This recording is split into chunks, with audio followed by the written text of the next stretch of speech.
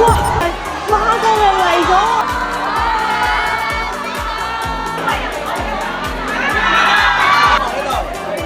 哇，咁而家咧就差唔多到過年啦。大家過年咧會去邊度去採購我哋嘅年貨產品咧？咁今日咧我就嚟到我哋嘅容山商場啦，去感受一下而家我哋街坊已經開始為屋企辦年貨嘅成個新年氣氛。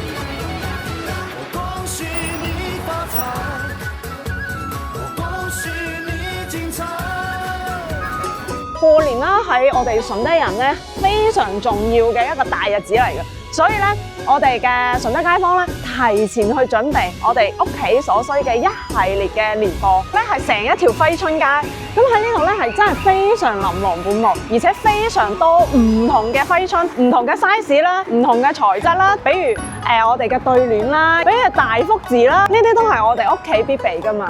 係啊，所以咧我哋嚟到容山嘅呢個揮春街咧，真係應有盡有。文姐，歡迎光臨，即係好喜慶，今日嚟到容山，多謝。出邊小時候入嚟開始，冇錯。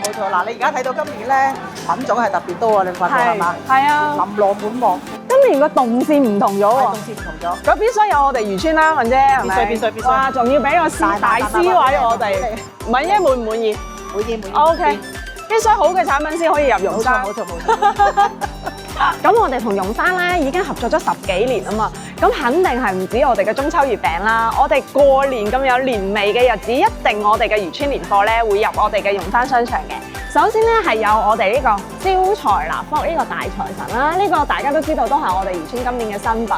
收到嘅朋友啦，定係買佢嘅朋友咧，一定都會感受到我哋嘅財氣滿滿啦。今年為咗更加好咁樣去體現我哋順德嘅年味同埋順德嘅過年氣氛，所以咧我哋亦都係精心打造咗一個順德年味嘅一個大圓筒。咁今年咧，我哋呢個順德年味咧，亦都係集結咗我哋順德人啦，會喺過年啦會做嘅習俗啦，同埋我哋嘅一啲好意頭嘅嘢，包括貼揮春啦等等。哇，好嘈啊！我哋去睇下究竟咩事先。哇，原來係孖哥嘅嚟咗啊！我哋睇下可唔可以一馬當先，同馬玲影張合照先。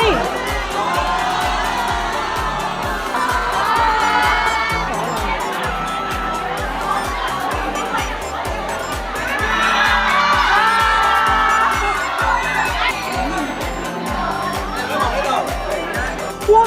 今日真係賺到啦！諗住嚟容山買年貨㗎咋，冇諗過可以撞到時帝，而且係馬名喎。大家都知道咧，今年係馬年嚟㗎嘛，係咪好一馬當先咧？咁希望大家新嘅一年咧都可以馬上有福，馬上有財，恭喜恭喜！